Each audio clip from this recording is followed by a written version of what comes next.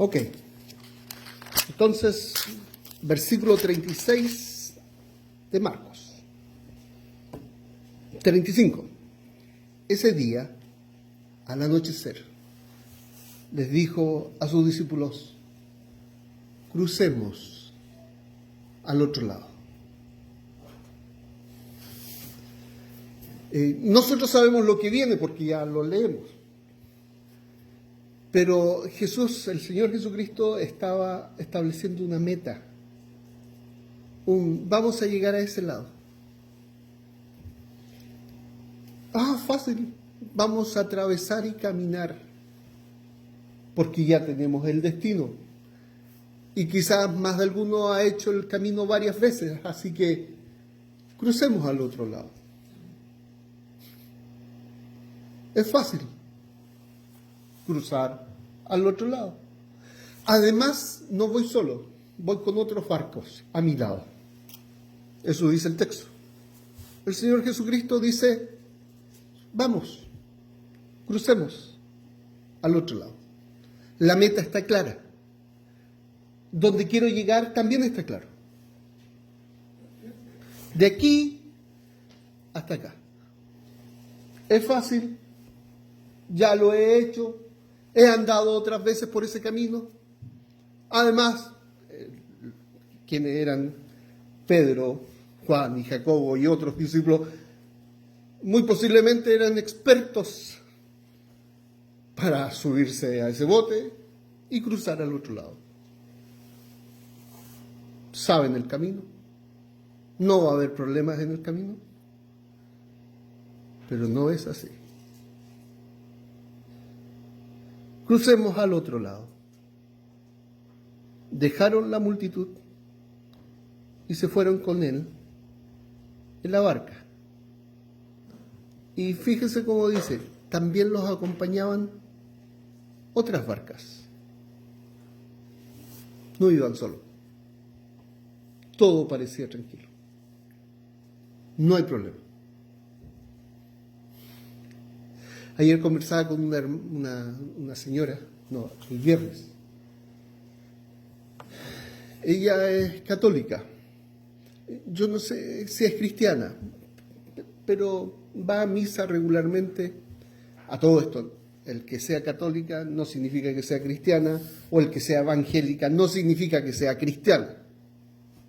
Hay evangélicos que no son cristianos. Y aquí también lo voy a decir, hay bautistas que no son cristianos, pero son buenos bautistas. ¿Ya? Y hay evangélicos que son buenos evangélicos y que no necesariamente son cristianos.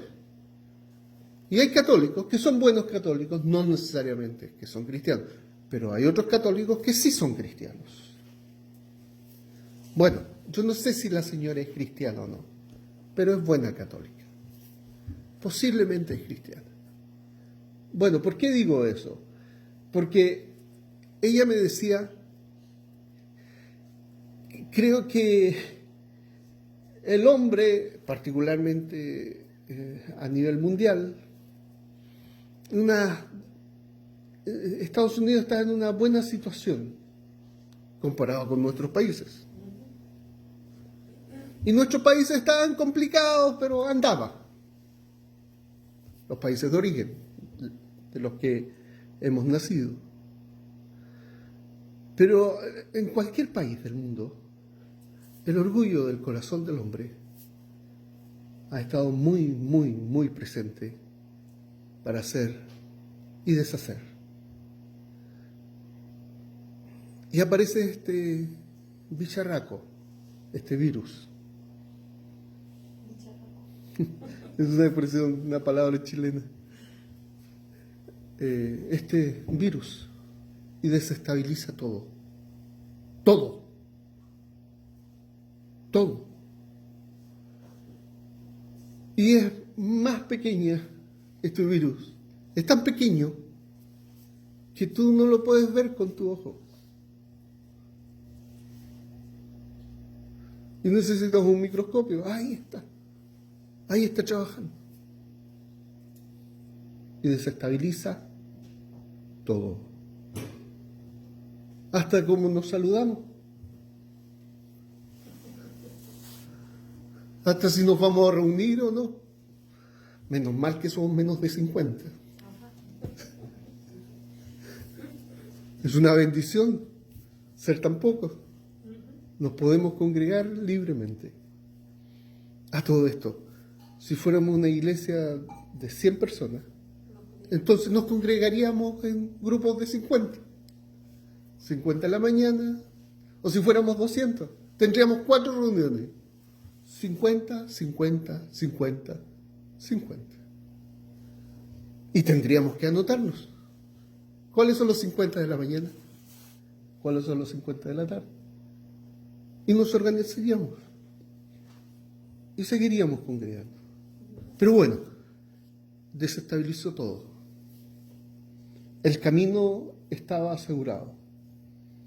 El presidente de Estados Unidos se sentía triunfante en todos los ámbitos. Pero viene este pequeño virus y desestabiliza todo. Inclusive algunos hablan de que esto es una guerra bacteriológica y que la habría ganado China. Yo no sé si será eso cierto, pero no importa. Lo que importa hoy día es decirle a ustedes que Dios sigue siendo Dios. Amén. Y Él es soberano. Y Él es Señor. Y Él, y aquí algo que tienes que recordar, Él está en la barca. Amén. Aunque a veces parece que está durmiendo, pero está en nuestra barca. Y prefiero a Dios durmiendo en mi barca a que yo esté en el control y en paz, pero lo prefiero en mi barca lleno de agua y en la tormenta, pero Dios es mi barca. Fíjate, crucemos al otro lado. Este parecía un mexicano que quería pasar a Estados Unidos. Discúlpeme ese chiste, quizás no diga lo dicho. Cruzó al otro lado. Cruzó. No, voy a estar tranquilo allá. No, no es cierto. No es cierto. Bueno, se fueron con él en la barca donde estaba. También los acompañaban otras barcas. Y aquí, en la otra versión, dice, de repente,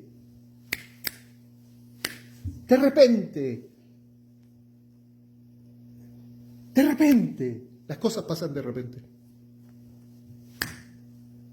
Cambió todo. De repente. Se desató entonces una fuerte tormenta. Y aquí interesante, las barcas que lo acompañaban posiblemente luchaban. Y de hecho luchaban con la misma tormenta. ¿Cuál es la diferencia con las otras barcas y esta barca? Fíjense lo que dice el texto. Creo que no se han dado cuenta de lo que dice el texto. Jesús subió a una barca.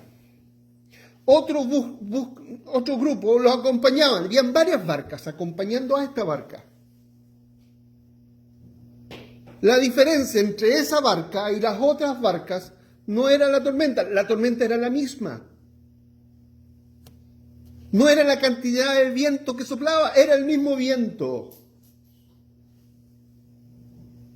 Tampoco era la cantidad de agua o el agua diferente, era la misma agua. La gran diferencia entre esta barca y las otras barcas es que en esta barca iba el Señor, iba el Creador, iba el Soberano. Pero como dice el texto, iba durmiendo. Pero no importa, el que iba ahí en la barca era el Señor del cielo y de la tierra. El que sustenta todas las cosas con la palabra de su poder estaba en la barca. Esa es la diferencia entre esta barca y las otras barcas. Y lo voy a decir entonces. La diferencia entre tú tu vida, si fuera tu vida una barca, en que en tu vida está el Señor y el soberano.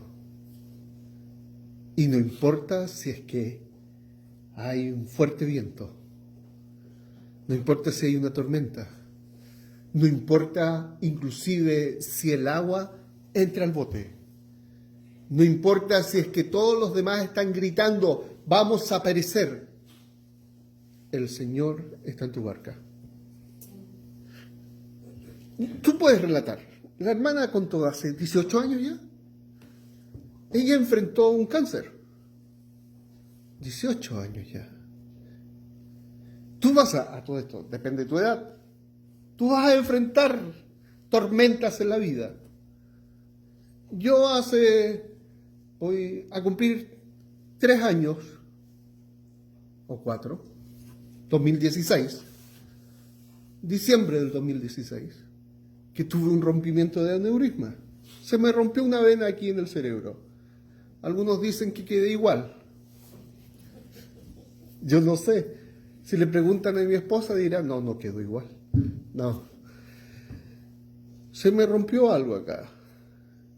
El doctor le dice a mi esposa, se va a morir. 99% de posibilidades que se muera. Yo llamo a mis hijos, a mi hijo mayor, que los otros 2 no lo dejaban entrar. Estaba en la UCI. Hijo, si me muero, si parto, no te enojes con Dios, le dije. Yo le contaré a ustedes yo me veré con mi madre, con su abuela, y les contaré a ella acerca de ustedes. Esa fue una de mis últimas. Tengo otras tormentas entre medio que me han hecho llorar bastante. Y antes también tengo otra. Otra tormenta tenemos el resultado de una tormenta aquí presente, que es Diego, que esta le afectó a Diego y a mi esposa. Su padre y su madre, en un accidente automóvil, fallecieron hace 6, 7 años. Y mi esposa quiso hacerse cargo de él. Yo me arrepiento de eso. No, eso es broma, ¿ya? Pero otra tormenta. Su hermano quedó en estado vegetal, lamentablemente. Una tormenta. Hace ese mismo año de esa tormenta, nosotros en Chile teníamos una empresa, una compañía. Trabajaban para nosotros 30 personas. Y hace 6, 7 años se nos incendió. Y quedamos solo con una habitación que no llegó al fuego. Arreglamos todo, nos levantamos. Una tormenta. No teníamos ya casi la empresa. Después de un tiempo levantamos la empresa de nuevo, la vendimos y atravesamos el río y nos vinimos acá. Tormentas. Y lo que nos ha sostenido es saber que en la tormenta el Señor ha estado con nosotros. Amén. Tú me puedes relatar tus tormentas. La hermana contó acerca de su cáncer. Es su tormenta, fue su tormenta. Podemos hablar de nuestros hijos, de tus hijas, podemos hablar de las situaciones difíciles que has tenido que atravesar. Y el Señor te ha sostenido porque el Señor ha estado en tu barca. Amén.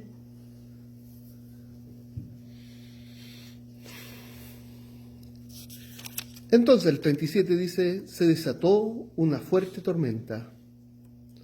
Las olas azotaban la barca, tanto que ya comenzaban a inundarse.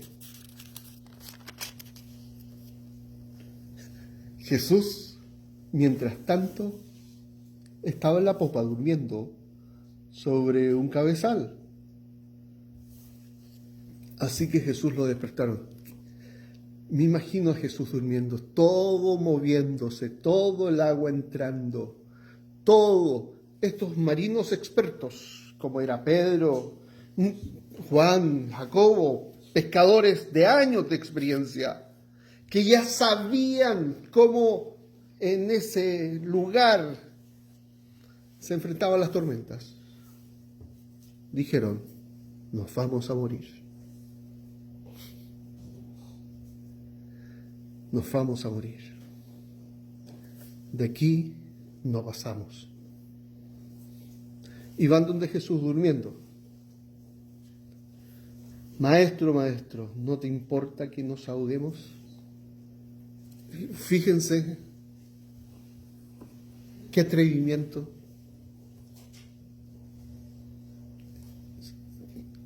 Tú le importas al Señor. Cada cabello, ese que pierdes cuando vas a la ducha, que se te cae y que tú dices, ay, se me cayó el pelo de nuevo. Ese también le importa al Señor. Así de importante eres. Cada cabello de tu cabeza le importa a Dios. Entonces esta pregunta, ¿acaso no te importo? Fuera con ella. Asúmete importante para el Señor.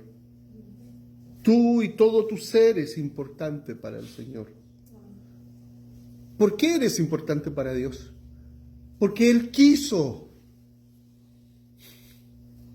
No porque encontrara en ti algo especial, sino sencillamente porque Él quiso preocuparse de ti. Y yo uso la expresión, y siempre lo van a escuchar de mi boca, a pesar de ti, a pesar de tus dudas, a pesar de tu pecado, a pesar de las circunstancias difíciles que estás viviendo, a pesar de lo que hayas vivido, lo que has hecho, lo que hayas dejado de hacer, lo que hayan hecho con tu cuerpo, lo que hayas dejado de hacer con tu cuerpo, tú le importas. Y esta pregunta, maestro, ¿acaso no te importa? No, sí le importas.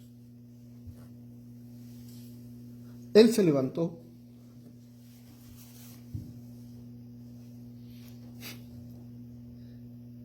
Y es como, yo me imagino levantándose el Señor, mirándolo y casi sonriendo. Me dices que no te importa, si acaso tú me importas. ¿Esa es tu pregunta? A ver, mira, te lo voy a explicar. Yo soy el creador del cielo y de la tierra. Vine, tomé forma humana. Viví como un bebé más acá en la tierra. Caminé y aprendí. Aprendí la obediencia, dice el texto. Aprendí a ser humano. ¿Cómo es un humano? Yo los busqué. Yo les dije que vinieran. Yo estoy durmiendo acá. Tranquilo. Yo he hecho todo esto y me preguntas si no me importa. Y aquí a mí me gusta pensar en esto. Yo le importo a Dios. De tal manera le importo a Dios que su Hijo murió por mí. Tú le importas a Dios. De tal manera le importas a Dios que envió a su Hijo a morir por ti. Y no solo ahí, sino que murió y resucitó. Él se levantó, no escuchó la pregunta, pareciera, escuchó la pregunta, pero hizo como reprendió al viento y ordenó al mar: silencio, cálmate. Parece que no solamente es esto para el mar y el viento, sino para nosotros. Si yo estoy en ese barco acompañado a Pedro, Juan, Jacobo, diciendo, no despierta, despierta, despierta. yo gritando como loco, tú gritando como loco, unos histéricos arriba del bote diciendo, vamos a ahogarnos, de aquí no pasamos. Y el Señor no solamente le dice al mar y al viento, sino que también me toca a mí. En Chile tenemos un dicho, en México tienen otro parecido, no recuerdo el de México. El poncho es un... ¿Ustedes saben qué es un poncho? Ok, una manta. El que le venga el poncho, que se lo ponga. No sé cómo dirán en México. Que le quede el saco, que se lo ponga. Ok, el que le quede el saco, que se lo coloque, que se lo ponga. Pero si el Señor Jesucristo le dice al mar y al viento que se calme y que guarde silencio, ese saco también me toca a mí. Porque los grandes problemas que yo he tenido como familia, con mi esposa, con mis hijos, con Claudia, con Diego, son porque necesitaba que me dijeran, silencio, cálmate.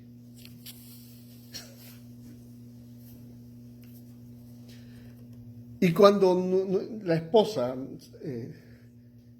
me da la impresión que cuando digo esto es como la esposa dice al esposo, esto también es para ti.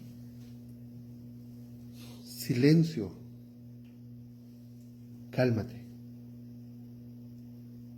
Porque hay veces que nuestra respuesta es la que genera el problema.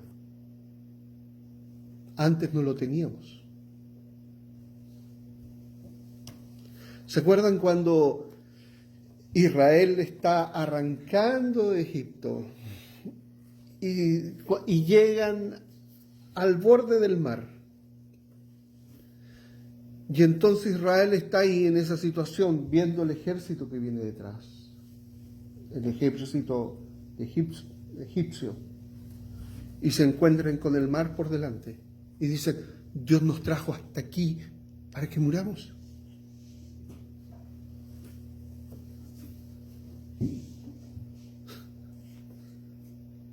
Ya habían pasado 10 plagas en Egipto. Ya había sucedido todo lo que había sucedido en Egipto. Y entonces Moisés le dice al pueblo, estad quieto, cálmense, tranquilo, porque aquí nos va a salvar el Señor y van a ver la salvación del Señor. Entonces Moisés básicamente le ordena al mar que se abra. Y se abre. Y pasan el pueblo de Israel en seco. No sé cuál es la tormenta que estemos viviendo como familia.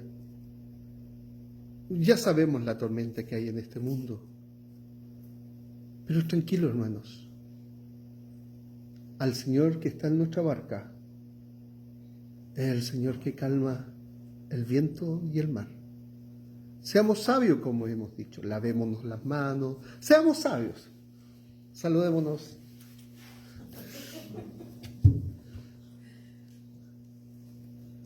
Pero vivamos vidas agradecidas.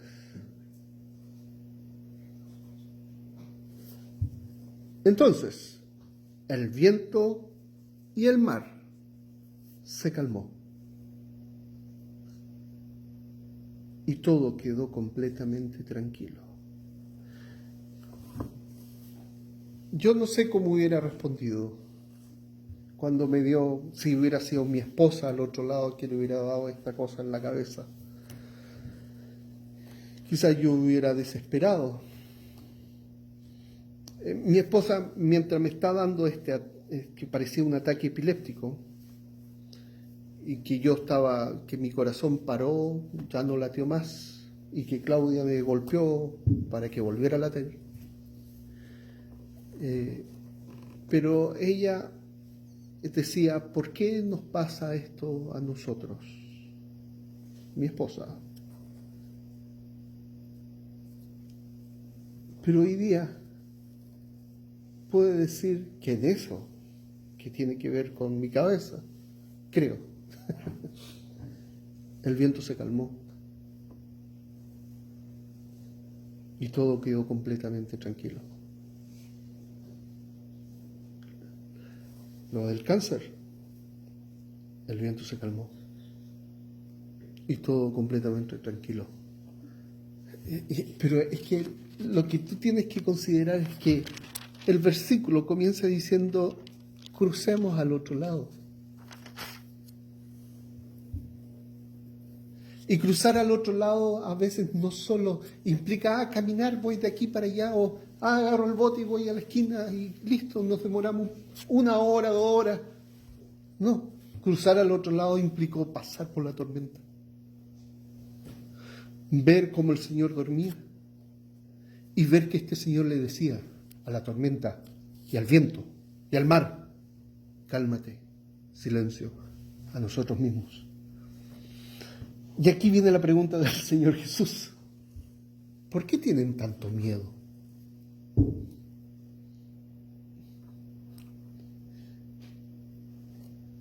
Es como al ciego le pregunta, ¿qué quieres que yo haga? Bueno, Señor, yo quiero que vea, yo quiero ver. Al otro le pregunta, cosas tan obvias, tan simples, porque parece que los hombres nos perdemos en la simpleza. Yo a veces le pido al esposo que le diga a la esposa, perdóname, ¿ya? Perdóname. Y que la esposa le diga al esposo, te perdono. Y entonces la esposa o el esposo dice, ay, sí, ella ya me perdonó. No, pero dile, perdóname. Y la esposa dice, no, pero si yo ya lo he perdonado. Pero dile, te perdono. O dile a tu esposo, te amo. Pero si él sabe que lo amo. No, dile. El esposo, pero si mis hijos ya saben que lo amo. Dile. Y yo les digo, tenía un amigo, le decía, ¿le dijiste a tu esposa que la amaba? No, si ella ya sabe. Pero ella lo único que quería, que su esposo, su marido, le dijera, te amo. Bueno, la simpleza del Señor Jesús. ¿Por qué están tan asustados? ¿Todavía no tienen fe? Ok, ¿cómo voy a definir fe? Fe es la contraparte de la fidelidad de Dios. Por un lado tengo la fidelidad de Dios actuando. Por otro lado tengo la fe del que ha visto la fidelidad de Dios. Y esa fe lo apasionó. Es la fe que apasiona. Y que se apasiona, ¿por qué? Por la fidelidad de Dios. Si yo estoy en mi barco con el Creador del cielo y de la tierra, con el que sustenta todas las cosas con la palabra de su poder, ¿qué he de temer? Si Él está conmigo, si Él me dijo, ven, crucemos. Inclusive más, si tú mueres hoy día, si yo muero hoy día, yo sé dónde voy. No porque sea buena persona, sino porque Él murió por mí y resucitó por mí. Porque estoy perdonado. Si tú mueres hoy día, ¿dónde vas? Estas preguntas son importantes contestar, porque tu vida debe ser guiada aún por esta pregunta. ¿Tienes fe? Sí, tengo fe. Entonces que tu vida se corresponda a la fe que tienes. Y que vivas tus emociones, tu actitud frente a la vida, se vea contagiada con esta fe. Fe, entonces, ¿qué sería? Fe que te apasiona, una promesa que te apasiona de que vas a cruzar porque Él lo dijo.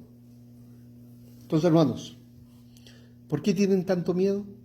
Dijo a sus discípulos, ¿todavía no tienen fe? Ellos estaban espantados y se decían unos a otros, ¿quién es este que hasta el viento y el mar le obedecen? Tu Señor es este. Tranquilo, porque aunque parece que está durmiendo, pero está en tu barca, el Señor está contigo. Ten fe.